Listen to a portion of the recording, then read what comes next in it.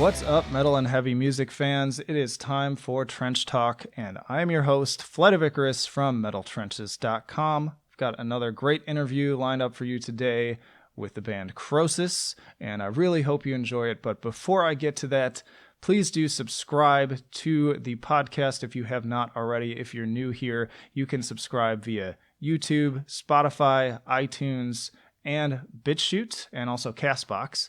And so lots of opportunities there, but also subscribe to our YouTube channel either way because there's plenty of other content there. But without further ado, let's get into the episode.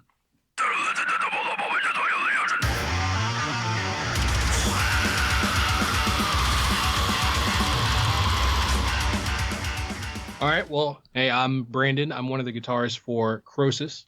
And Brian here, the bassist for KROSIS. Cool, and thank you so much for taking the time to do this. I always appreciate it. And I wanted to just kind of start with the basics. Where did you all first get started just getting interested in metal from the beginning? Wow. I'll let Brandon take this one, since he was the one who originally started the band with Adam, the other guitarist. Well, for me, it was weird because I was never really I never really grew up with metal.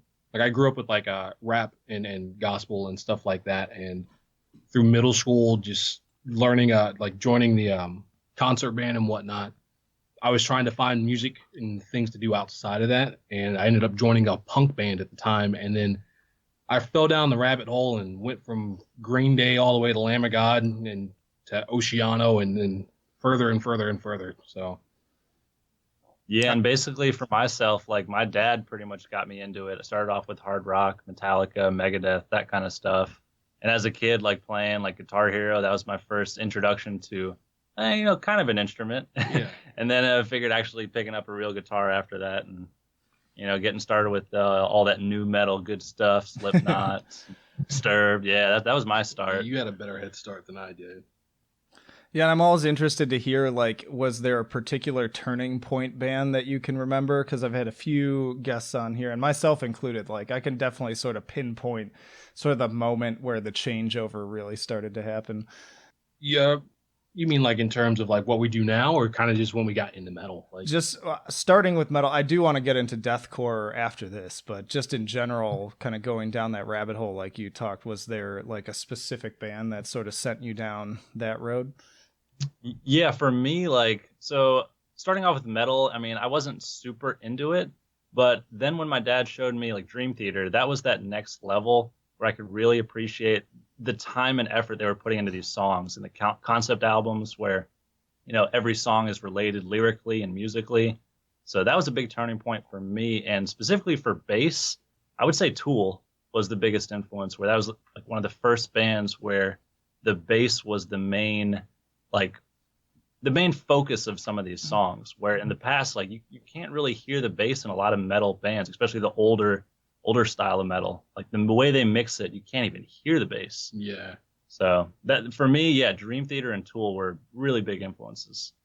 Yeah, I think earlier on, one of the first bands I had joined wasn't even a real band. It was, but we did covers, and they gave me Psychosocial and The Beautiful People by Marilyn Manson, and I had to listen to those on repeat. And once I started listening to Slipknot, I think that was my turning point, because I had started to notice how detailed their songwriting was, and I was like, oh my goodness, this is just next level.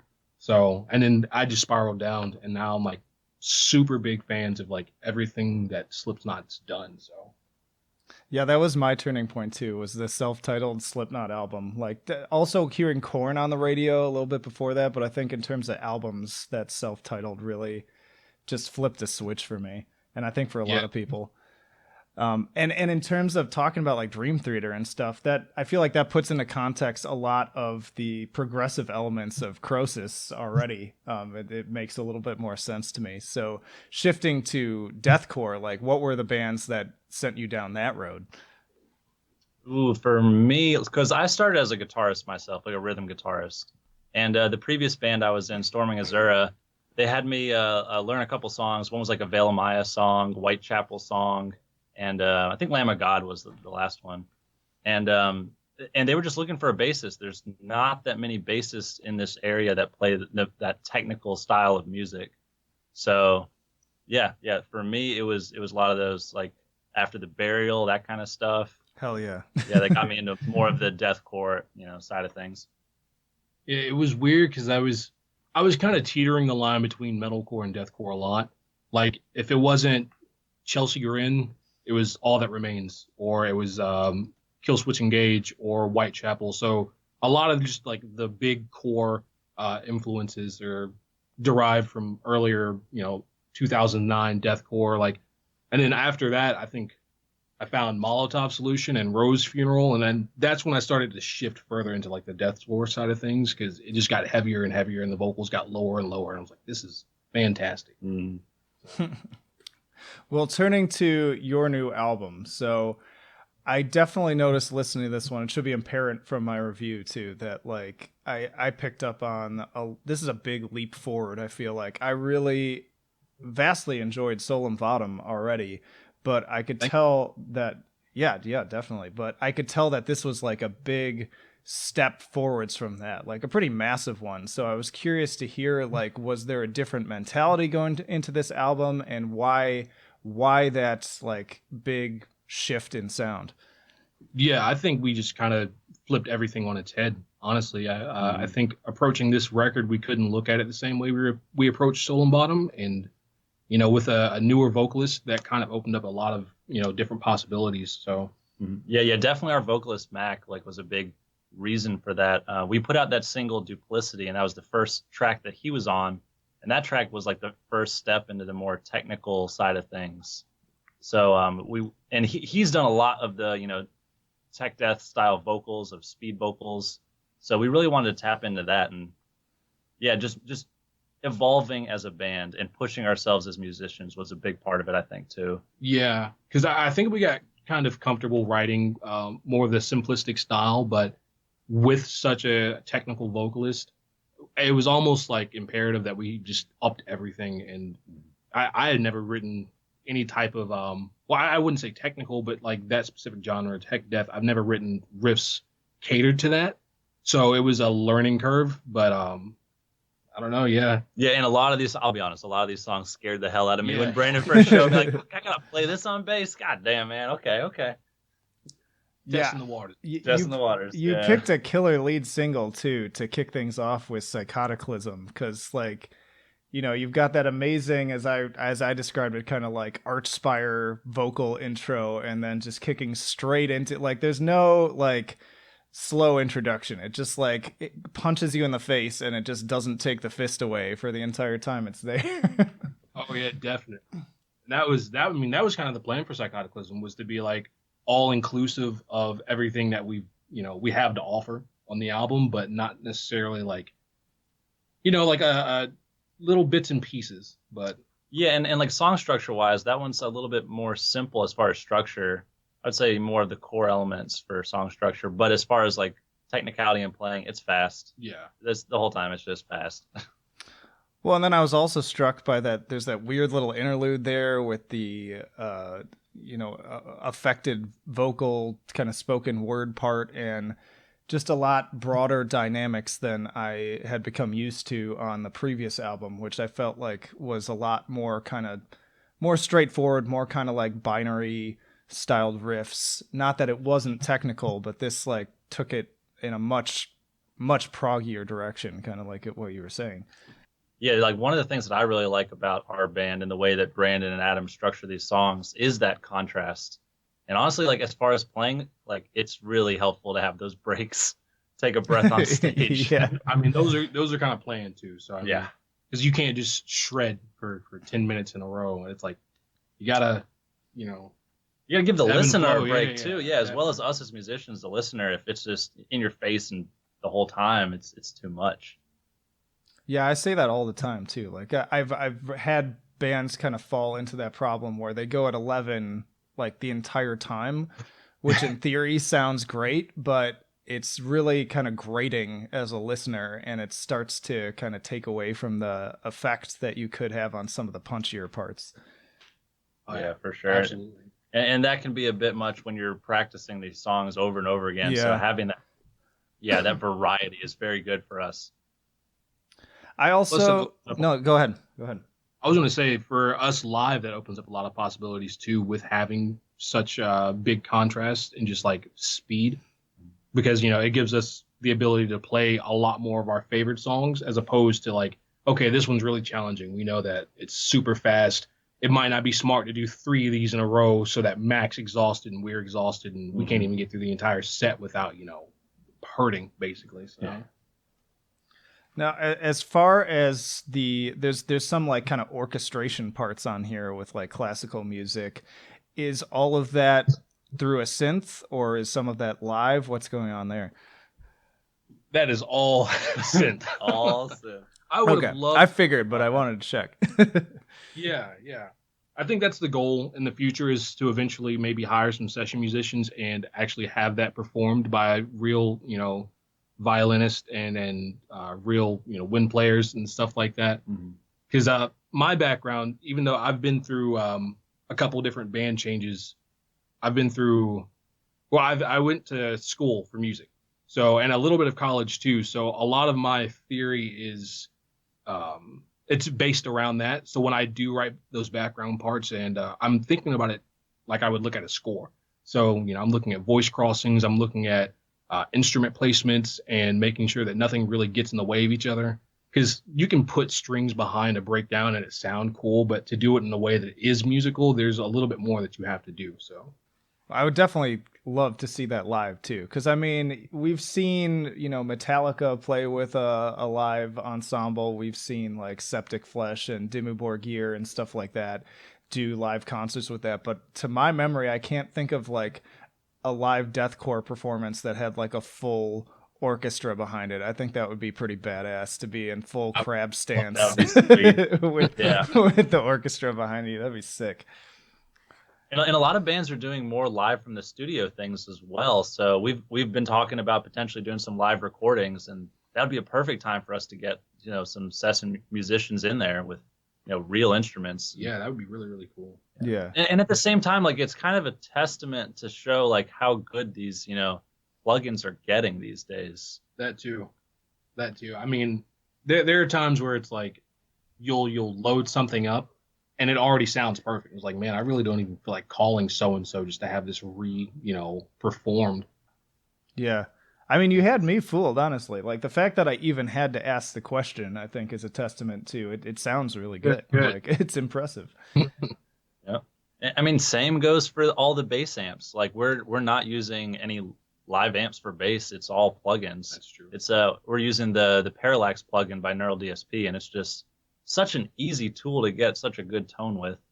Separates like your low end, your mids, and your highs, and distorts the mids and highs separately. Compresses the lows really nicely. So yeah, a ton of options with that thing too. I mean, there are sections where we wanted very particular sounds from the bass that everything came from this one plugin, whether it was like super driven and gainy or really clean and smooth, or I even used it a little bit on the fretless bass, and I was like, wow, this thing is just super flexible.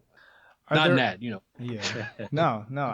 It's been cool to hear. I know nothing about that stuff, but it's been really interesting to have a number of people on here kind of talking about just how much the technology has advanced and how it's just easier and easier to even just be like a musician in your bedroom and make a like studio quality album basically with these tools. It's insane. I was curious also, like, were there any different influences coming into this album? Were there other things that you were like listening to, or also I like to throw in there like films you were watching or TV shows or other inspirations that played into a memoir of free will? I mean, for me, there were a lot. I think I spent most of that time just trying to absorb as much as I could that I normally wouldn't. I think that's when I started exploring more of like the tech death bands too. I got really big into Surruption and the Zenith Passage. I listened to them before, but not as heavily as I do now. So, I mean, that was big. Video games, like Dark Souls and Bloodborne, and, movies. Like, I'm super big on like really well laid out backgrounds and from film and stuff. So, like Sweeney Todd, for example, is a perfect correlation to kind of maybe the first song. So, yeah, I mean, a lot of that I just try to take in as much as possible.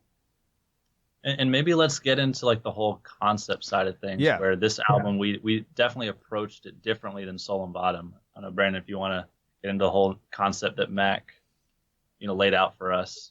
Well, I mean, to explain the concept right now, I don't think I could personally explain it as well as Mac could, but I know that from what we took away from it, writing was like it was a very vivid synopsis that he gave us, and he created this world of sorts, and it's a journey. Um, Beyond that, though, I think that influenced most of my writing because I could kind of like I don't even know if it makes sense, but sonically I could hear what that part would sound like by just reading what he wrote down. So a lot of those riffs were just written as opposed to or in relation to those sentences. So rather than just starting with guitar parts, we're writing music to lyrics and lyrical concepts. So I guess that was different than Soul and Bottom, where we're starting. The Soul and Bottom was, I guess, more starting with guitar riffs Yeah, and like just trying to be even more creative, from that aspect as opposed to, hey, this is a cool riff. We should throw it in this album. So, which there are tons of those project files just backed up, a lot of songs that didn't even make it on this record for that reason, but the ones that did definitely. the ones that ended up on the album were the ones that fit the best. Yeah. Which direction of writing would you say is easier? Like for me, as somebody who, it's been a long time, but a long, long time ago, I did vocals, and I always found it much easier to have the music first, kind of hear it and develop my own kind of understanding of where the song was taking me, and then write lyrics to that. So going the other direction just seems like a lot more difficult, but that's just my preference. I mean, that's fair. I don't. It depends on what the end goal is. I feel like if you're just trying to write a really catchy song with, the intent being radio play or streams or something like that, I think writing the music first and maybe just flushing out riffs and seeing what works after the next riff, that's probably easier. But when it comes to more in-depth, like things with substance in a way, not that you couldn't have a pop song that has substance, but when it's analyzed like that, I think it's almost easier to write with a theme because it kind of gives you a direction early on. So you might not have a riff in mind, but at least you know that, okay, this is supposed to feel dark. So this is where I'm supposed to head with this. Yeah, and like remembering back for like Soul and Bottom, like it was almost like there were times where we didn't know which direction to go. So having an idea at first of, oh, this song needs to be more dark, the song needs to be more uplifting. It's at least a starting point. Yeah. You're not getting that option paralysis as much. Interesting. I always am interested because I feel like concept albums kind of tend to go either way for me, and I start to wonder if it's like too much of a box to stay inside of, and it like cramps some creativity. But it sounds like when done well, which I would say this album definitely is, it works. So I don't know if you're able to tell me any more in terms of like what the storyline is, so to speak. It's like it's multi-layered, right? That's why I said it was kind of hard for me to explain it, because the way that Mac wrote it, his synopsis can be taken in. I think he listed out 7 different ways that it can be taken. So there's a ton of different interpretations that a first-time listener or somebody just reading the lyrics can kind of pull from it. I'm trying to think of just one of them. We might just have to get Mac to like put out a video or something showing like his real in-depth. Yeah. I think that might be the better way to people would watch it later on. Yeah, that's a good way to get engagement. So this is making me feel like it's like a whole like Coheed type deal. You're gonna have to put out a full comic book series or something. Oh yeah. That would be rad.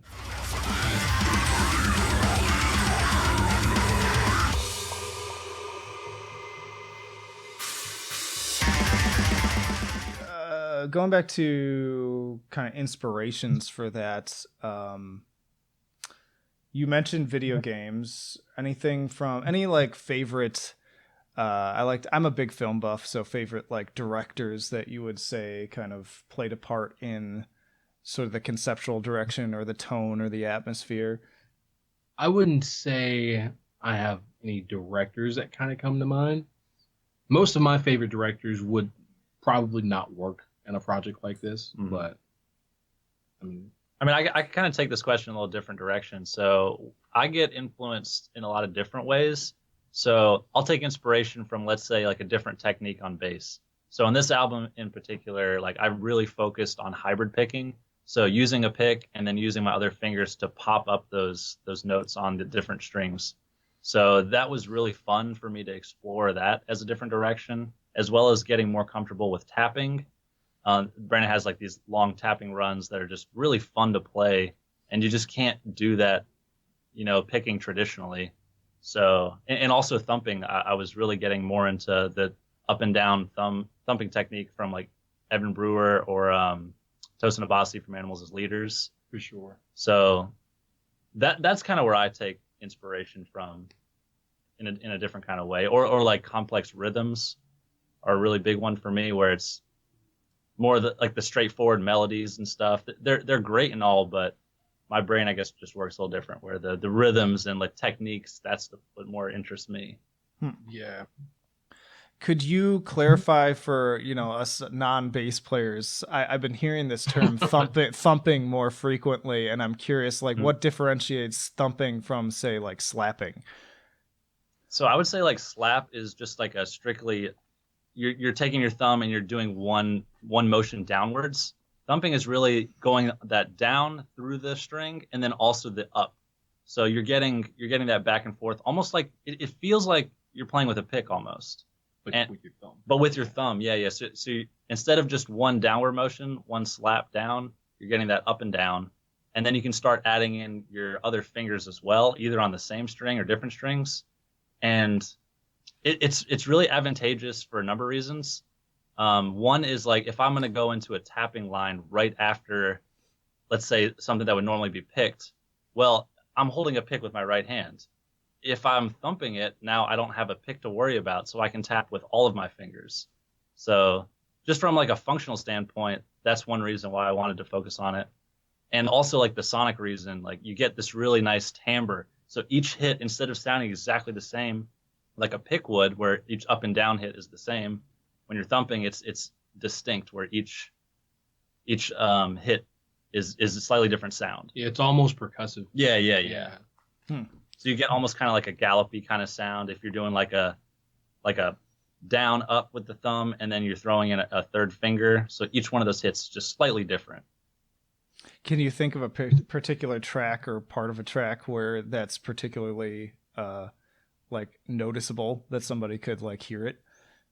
The way we mixed it, not so much, because we're really locking in that. You put all that work in and he can't even hear it. Right. But I have some playthroughs coming up that show off. Cool. A bit more. So You might be able to hear it in Intramural Madness. yeah. That one, there's sections in between where the choruses that kind of have that percussive sound to it, and even the guitars sound like they're thumping too. So that might be the most obvious, I think, on the record. Other than that, though, yeah, it's kind of hard to pick all the other spots out. But Yeah, and also like the way that we tune the bass in this album is very low. very stupid. But Yeah. it's down there. Yeah, so I'm playing a multi-scale ESP, so it has a 37 to 34 inch scale length. So longer than a typical bass, which is just 34 inches. And we're also using really thick gauges. I think I have like a 174 gauge string for the lower tune tracks. And most of this album is drop E and drop F. So basically a standard below a 4-string tuned bass. Nice. And what about guitar? What are you packing? And then also, were there any particular techniques you found yourself using a lot more of on this album? Sure. I mean, for the guitar for the album, we really fell in love with the multi-scale ESP. I think the 1000. Yeah, 1007, 1008. Yeah, those really like the pickup selections that they chose, the Nazgul and Sentient by Seymour Duncan. That's kind of like the bread and butter of all of the tones from that album, including the leads. I mean, very rarely did I reach for my other guitars. That thing is just like a unit. And I mean, technique-wise, the same with him as far as hybrid picking. There was a lot that I wanted to incorporate with the right hand. But I think more than anything, I was focusing on comfortability between moving from the bottom of the neck to the top of the neck. Because so many times I hear a riff, and it sounds good, but when you start putting things together and trying to play it, it's just so much more work than if you write something with the intention of it being comfortable, without sacrificing the complexity of it. So, just making that all kind of fit. Yeah, like on the track To Persist or Adhere, like when the guitar first comes in, it's got that twangy coil split sound. Yeah, And Brandon also plays with a unique pick situation, if that's you want to go right. into that. That's right. So I don't use I like traditionally I guess guitar players use a pick and sometimes they play with their fingers. I play with my fingers. However, I use a banjo pick on my index finger, and that's where most of my attack is coming from. And that makes like hybrid picking really, really easy too, because I don't have to worry about dropping a pick. My hand's already open. And So, it's a metal pick, so you're getting crazy Oh, wow. harmonics. oh yeah, Yeah, so metal on metal, it just gives you such a unique sound. super aggressive too, especially Super like the aggressive. lower you get. Like, oh my god, the attack is just Yeah. out of this world. That sounds wild. I think I've seen a few videos of that here and there, but it's definitely not something that's commonly come up. So cool. Yeah, I'll be yeah. interested to see that in like a playthrough video. Oh, Definitely. they're coming. They're Yeah, coming. yeah, for sure. We gotta, What is the name of your channel so people can find that when those are coming out? On YouTube, I think it's what, KROSIS NC or or a KROSIS band. KROSIS Band, yeah. Okay. Video games. So I noticed in some of the other interviews, although I'd seen that the drummer had been doing a lot of them, he talked a bit about his love for video games, particularly being a PlayStation fanboy. Favorite video games that you all find yourself playing, either just at home or on tour or together or whatever? Man, I have been super deep into Dark Souls. Like, I mean, new game +4 on Dark Souls 3, new game +3 on Dark Souls Remastered, and I just recently started playing Dark Souls 2, which I guess the rumor is that it's the black sheep of the bunch. I would agree with that rumor. It's not my favorite, but it's still a fun game nonetheless if you enjoy the lore and you like open world RPGs. So, I mean, that's kind of been my cheese, but Yeah, and for me, I've been always like a PC gamer, so playing like Elder Scrolls Skyrim was a big one, or Fallout, all of those. Like Fallout 4 was a really big one for me.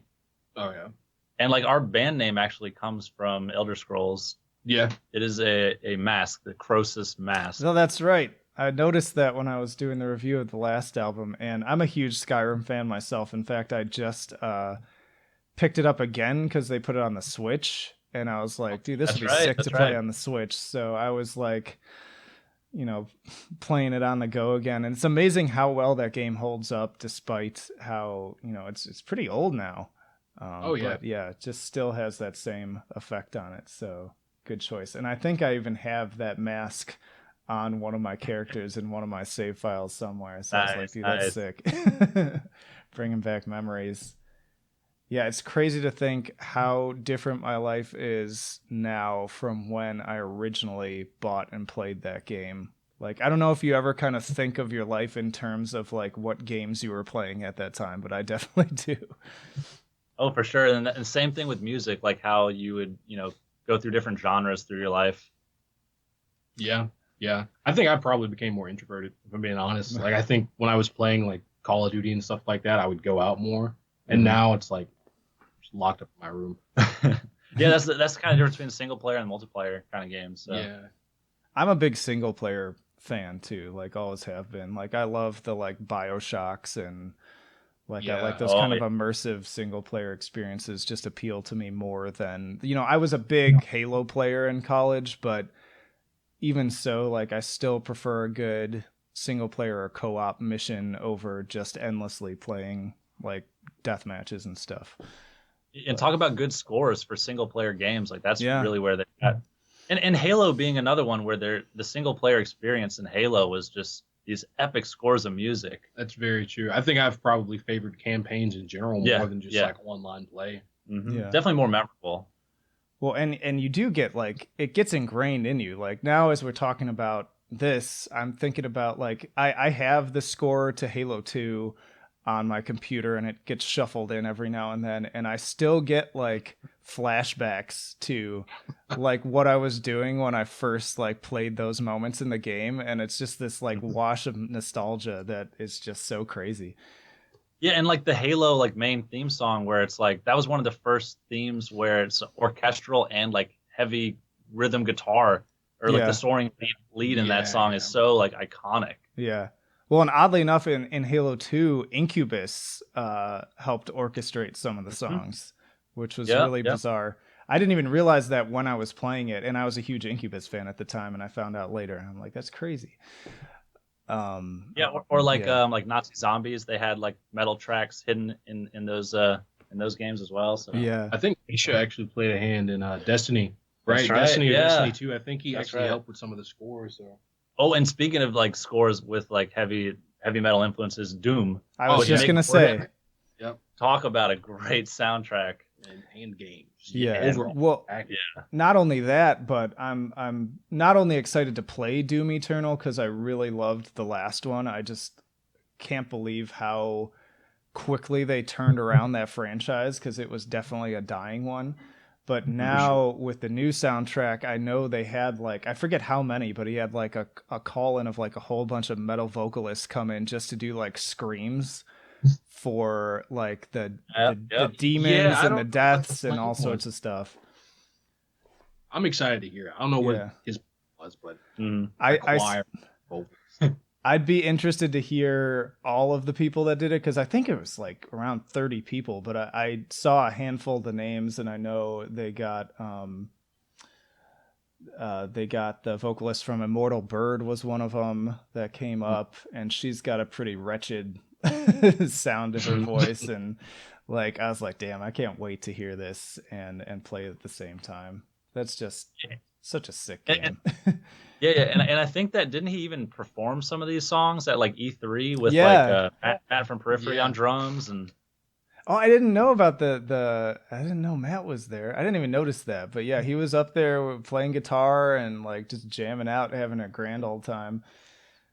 It's been interesting to see. Of any others. I'm seeing like this collision of kind of the metal world with the video game world more and more, and it's been cool to see. A little bit of Hollywood too. Yeah. A lot of actors kind of step out on that ledge just a bit. Jason Momoa, his love of Arcspire now, and oh yeah, that's right. Didn't he like do like he did something with them, didn't he? Or he like He had Ollie, I think he had him over at his house, and he was just like, "Yo, go!" And he just starts rapping really fast. It's awesome. I also remember Christian Bale did an interview talking about prepping for the Big Short, and I guess the guy he was playing in real life would like listen to like death metal music while he was like going over spreadsheets and shit for like tracking all the numbers of these financial situations. And so he name dropped a few bands on there that I wouldn't have expect like a big name actor to do. But I'll never forget like my first experience with that, and I talked on this last year, months and months ago, when I had Malika of Abnormality on here. I think it was, we were talking about Jim Carrey's crossover with Cannibal Corpse on Ace Ventura. That was my first memory of those worlds just like completely colliding and being like, what the fuck? I didn't even know who Cannibal Corpse was at the time, because I was pretty young when that movie came out, but it's a good one. I found out about that recently, honestly. I was watching some YouTube video and I saw it and I was like, are you serious? Like, how did I miss something that big? Or even South Park with Dying Fetus. That was really Hell cool. It's becoming more mainstream and people are accepting metal more and more. Yeah.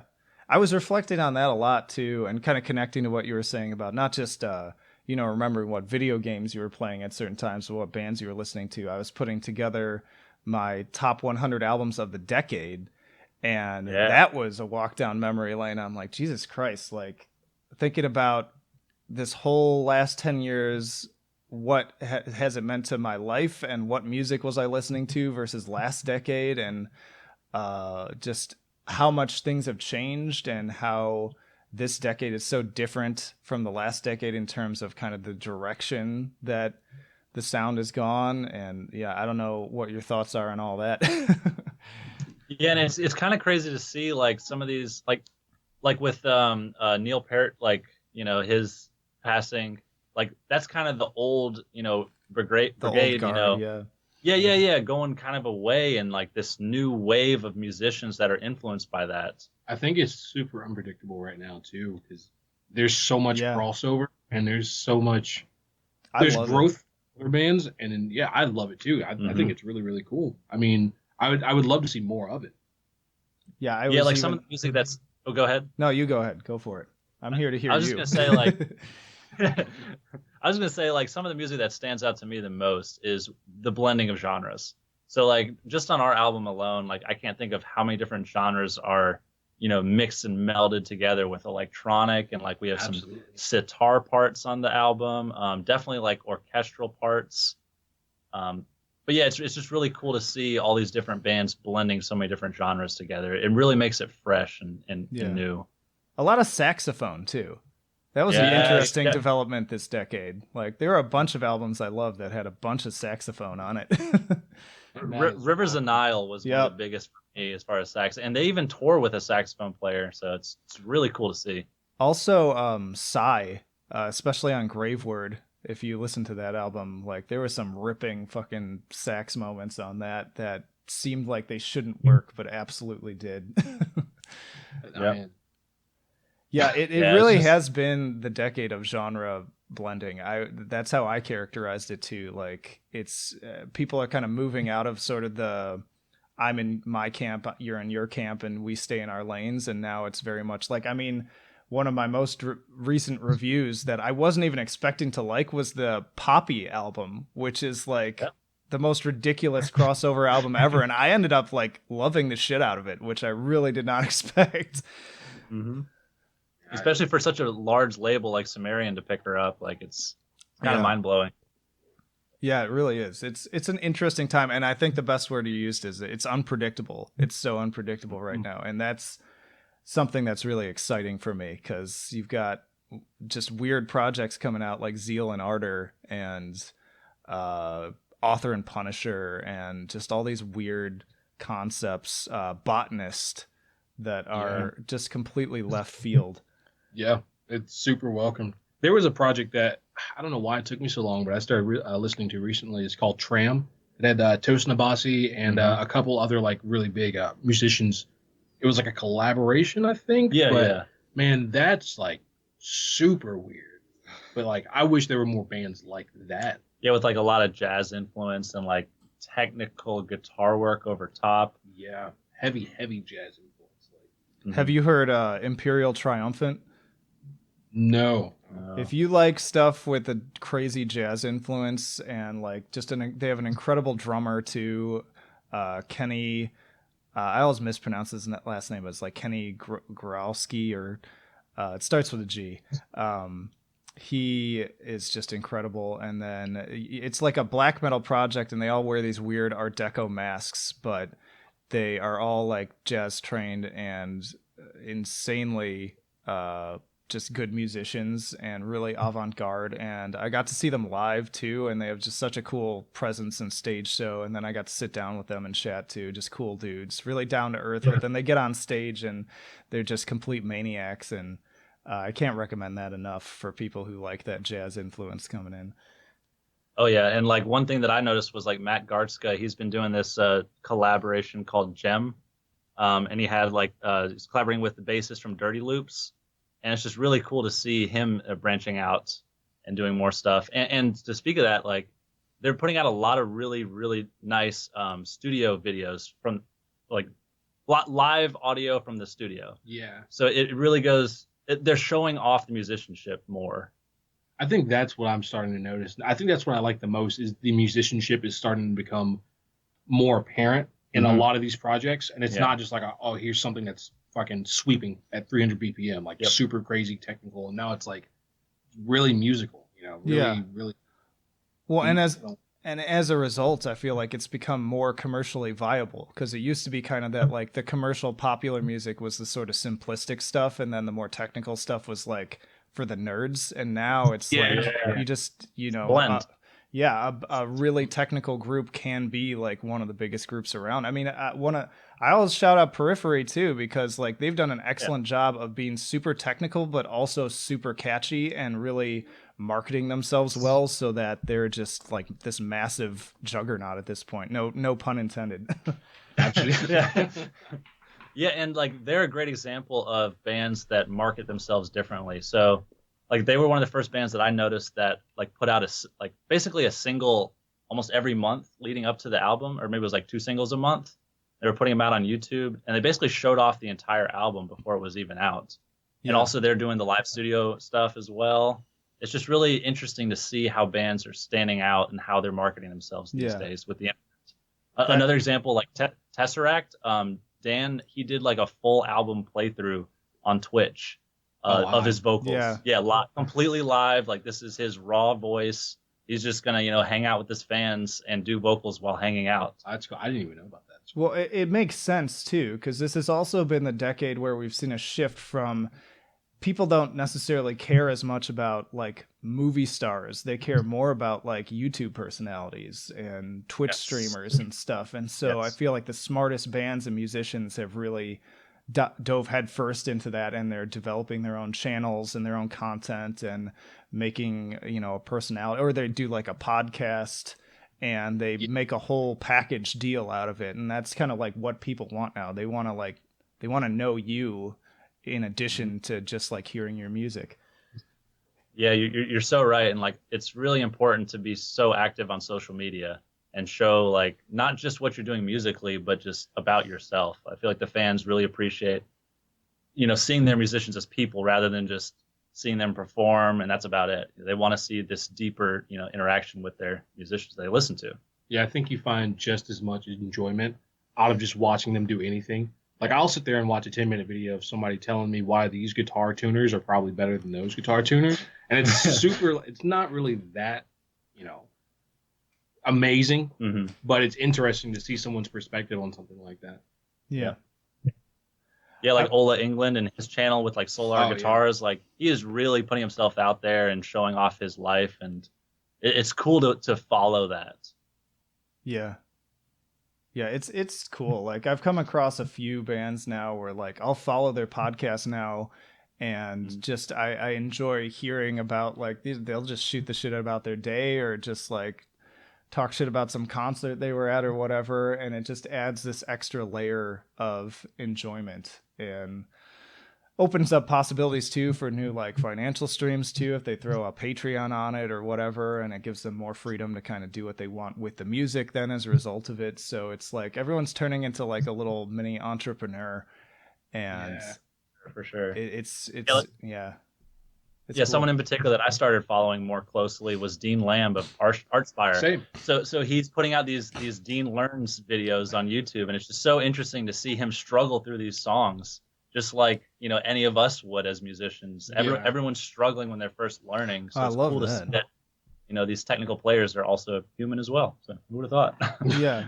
That's so important too, because like a lot of what I hate about social media, because it's such a blessing and a curse, is that people tend to just post like the perfect side of everything. So the perfect side of their relationship, the perfect side of their, best pictures and their good days and whatever. And so it's kind of refreshing to see when people are willing to put themselves out there, even when they're like failing, because it's like that's part of life. Right. Like you like need to fail before you succeed, and it's good. Like we're all human.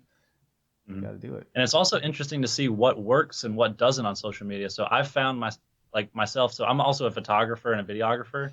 So I'll put out a lot of content that I spend a lot of time and effort, like making it look perfect, editing the picture so it looks exactly the way I want it. And then it'll get, whatever likes it does. And then I'll post another photo that was completely off the cuff, just from my phone, and it'll just blow up. And it's very interesting to see that people relate to that content more. It's hard to predict too, because I can totally really relate. Like as you're saying that, I'm remembering that, one of my top viewed videos is part of it is because Tool's huge, but there were so many people reviewing the new Tool album. But I did a review of the Tool album, and I hadn't even kind of fully developed how I was going to do face cam videos. I didn't have the mask yet. I kind of just had like half of my face on camera with half of it above it. I didn't even have my microphone stand because I had like left it at the office, but I still wanted to record. So I'm just like holding the microphone, and it's like this really just like raw, unedited video. And that's one of the most viewed on the channel. But then I'll like spend so much time like putting in little funny inserts and just editing the crap out of a video and being like, yeah, this is the one, this is it. And then I put it up and nobody watches it. Like you just don't, you can't predict it. It's crazy. Yeah, and same goes with podcasts. Like people, I feel like really like that just long flow content where there's not that much editing. It's just off the cuff talking. Yeah. It's just raw. I feel like they can relate to it more. That's why I like, it's different. That's why I like Rogan's style and why I try to like model mine after that as much as I can, because I like that he'll have a guest on and maybe you expect them to ask. Like I remember he had Maynard on recently from Tool, and I don't think they said one thing about the album. Like I think they mentioned the Spotify thing at the very beginning, and then they spent the rest of the podcast talking about fucking like wine. And Maynard's wine part. Yeah. There was another one like that recently too. I kind of like it. Like I like it too because I can tell that it's more fun for the guest as opposed to being asked the same 5 fucking questions that they've been asked like 10,000 times before. So, I ask some of those questions because I'm selfish and I want to know, but I also just want to kind of go wherever things go, and it's just more interesting. Yeah, and like breaking the third wall right now, like we're having conversation. We're not just answering questions like you're saying. People want to hear that conversation. So yeah, we are down. Hell yeah. That's why we're here.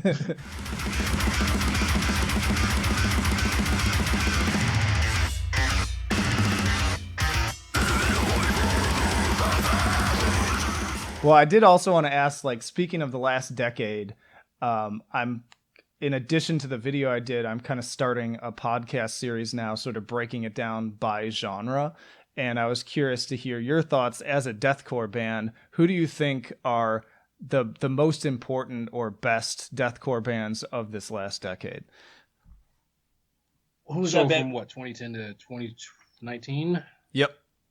Okay. Oh, I'm gonna go ahead and say the Contortionist, just because they call them deathcore. Well, okay. Here's the thing, because you can split them up into 2 bands: Modern Contortionist, where it's not deathcore at all. That's true. It's like straight up like chill rock, and then go back to Exoplanet, and then it's straight up technical as shit and heavy. So I would say Old Contortionist just has the most contrast in their music. I feel like they had the heaviest sections, and immediately after would be these really ambient, free flowy sections that you wouldn't expect at all. And then when they go back to the heaviness, it makes it feel that much heavier.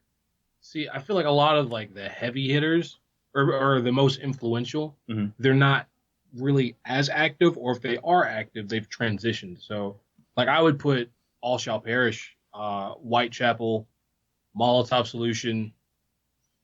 You could say Chelsea Grin and Oceano as far as like just impact and how many bands I've heard influenced by them.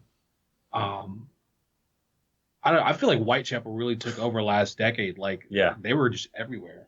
Yeah, and then with their modern, putting in Phil's cleans, like that's been a really nice change that they did to incorporate different styles into their music, where it doesn't have to be heavy the entire time. Going back to the contrast, it makes the heavier parts feel so much heavier when they have lighter sections to come before or after it. Anyone else? Slice the Cake. I mean, they put out one of the best like progressive deathcore albums in my opinion. Was it Westward Bound? Yeah. Where it really like you can follow this storyline, and some of like this almost spoken word type vocals were just really nice. Carnifex. Beyond that, I mean, I would say Despise.com, but they've also got like a really weird like hardcore / thrashy / death metal type of sound. Yeah, but a ton of just core influence as well. For me, Veil Maya, they have some incredible like rhythmic patterns that are just really fun to follow. They're more on the technical side of things. Yeah, there's been a lot of really awesome deathcore bands out there. Yeah, I'd put Archspire on there for sure. Like, Well, no, you're right, because they do have those like breakdown type sections that separate all the shred. Yeah. Yeah. And the vocal approach too. I would argue that's more of a Yeah. deathcore vibe than death metal. I feel like the last year was pretty big too, towards the end of the year, where you had a handful of deathcore bands that have really kind of started to skirt that line into just straight up like technical death metal, with amazing albums. So we kind of closed out the last few months with the new Carnifex, the new Infant Annihilator, and the new Shadow of Intent, which were all like massive albums that I just Super love to big. death. And now I feel like we're continuing that momentum into this year in a big way. Like even just this month, like in addition to your album, the new Xenobiotic album is fantastic. I enjoyed the new Lorna Shore album, or at least kind of half of it. I think there's still like some room for improvement there, but it's like probably bigger than anything they've done before with the symphonic elements. And there's some cool shit happening. Oh and yeah.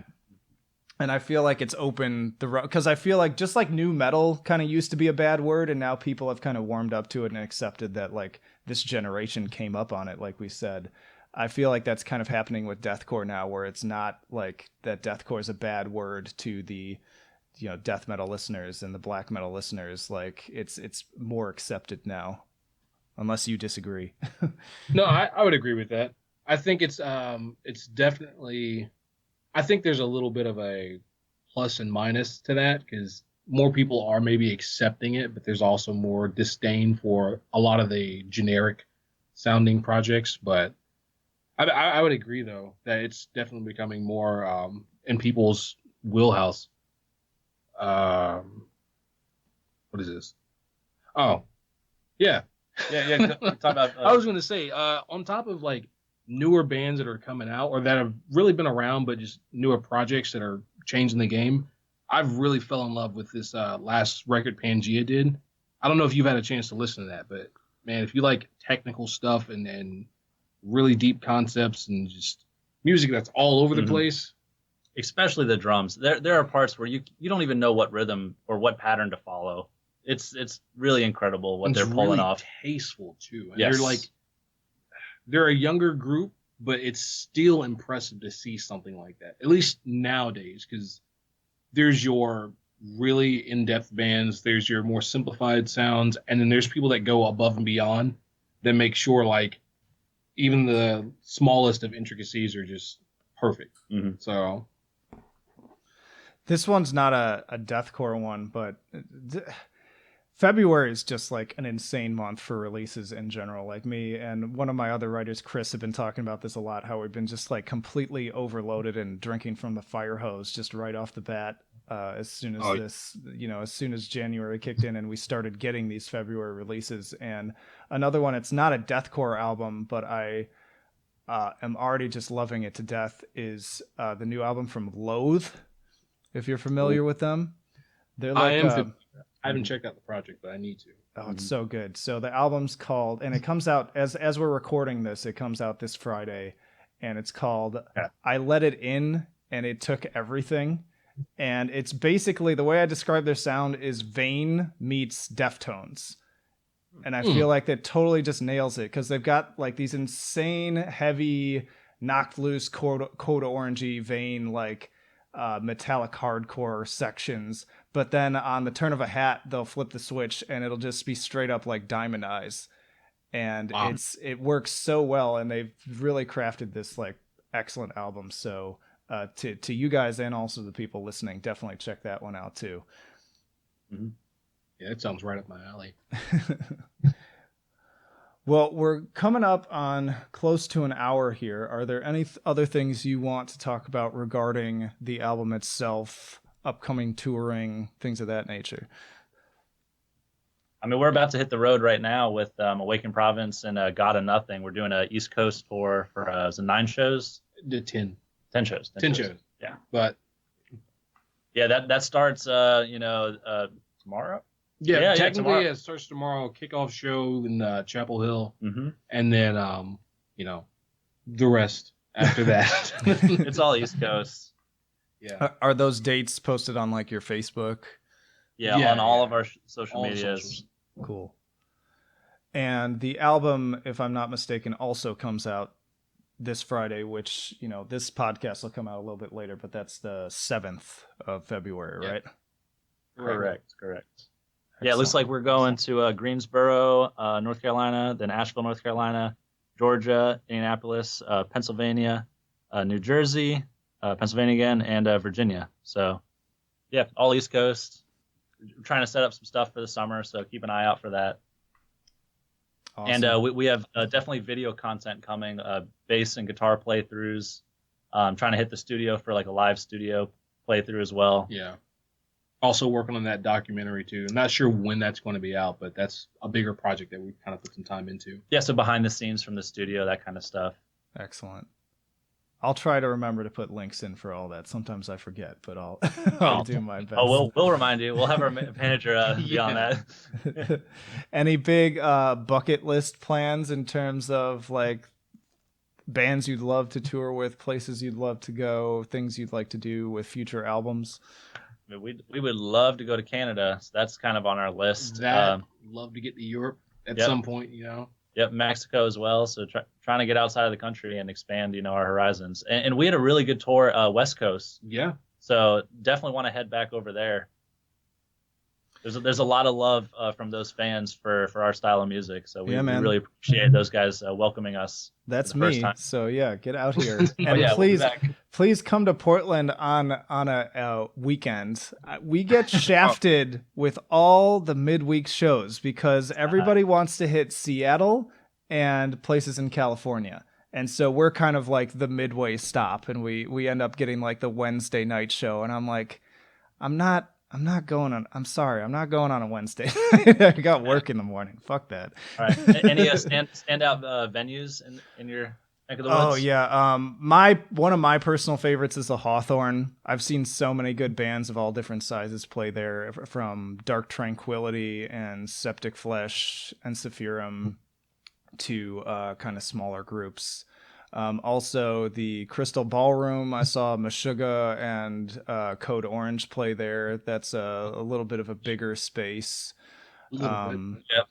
We'll make a mental note. Yeah. Those are probably my two personal favorites so far. But there's a lot of cool venues around here and plenty places to go. But the Hawthorne's cool because it's like a nice location too, and it's like easy for a lot of people to get to. And I feel like the turnout's always pretty solid, and they fill up that space pretty well. Nice. Cool. I'll have to shoot that to fucking Alex. Yeah. Hell yeah. Well, yeah. If you end up coming out to Portland, then definitely let me know and look me up, and we can even try to potentially meet up if the stars align. I've got a lot of other stuff going on, but it's always, I really enjoy like. I've had a few situations where a band came on here via Skype, and then later on we were able to like grab a beer before the show, shoot the shit, record live, because I've got like a mobile kit that I can take with me, and that's always a good time. Yeah, that'd be cool. Yeah. Cool. Anything else before we wrap up here? I think that about does it. Thanks so much for having us on.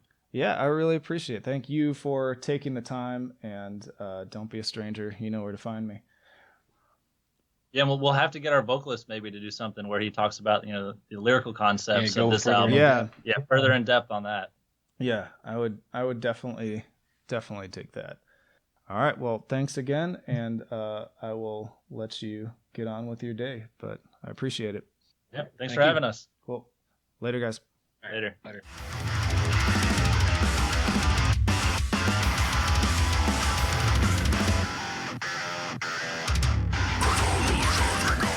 And that'll do it for this episode of Trench Talk. Hope you enjoyed it. Thanks as always for listening. Once more, if you haven't already, please do subscribe. You can listen to this podcast on YouTube, Spotify, iTunes, CastBox, and BitChute. And regardless of what platform you're on, as I always say, please do also subscribe to the YouTube channel because there's tons of other content on there. Lots of videos going up, album reviews, tier lists, things of that nature. Check it out. Hop down to the description. You can also find links to all of our social media where you can follow us. You can also find the link to join our email newsletter where I send out an email personally every single week to kind of keep you up to date directly to your inbox on happenings at metaltrenches.com. And also consider donating just $1 a month to our Patreon or Subscribestar. Links to that in there as well. Think of me as kind of just your monthly or weekly subscription fee. It really makes a difference to help me cover the overhead costs of hosting the podcast, hosting the website, all that good stuff. But I think that will do it for now. This is Flight of Icarus signing off. I will see you in the trenches.